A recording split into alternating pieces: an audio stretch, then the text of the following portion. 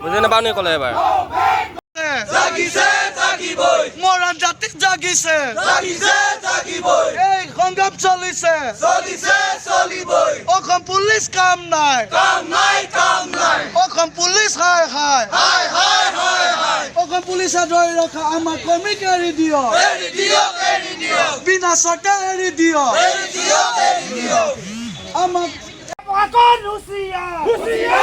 Rusia! Rusia police! Hi! Hi! Hi! Hi! Hi!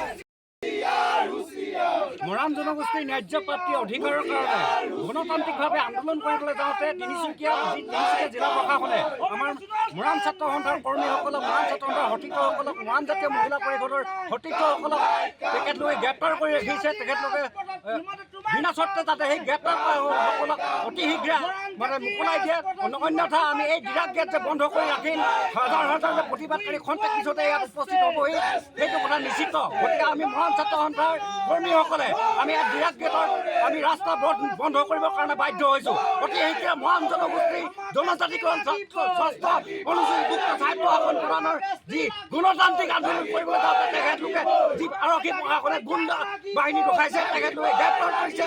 অতি শীঘ্ৰে তেখেতলোকক মোকলাই দিয়ক। আমি আমাৰ গণতান্ত্ৰিক প্ৰতিবাদ সাব্যস্ত কৰিবলৈ দিয়ক, যাতে অসম পুলিচৰ দাদাগিৰি চলিব।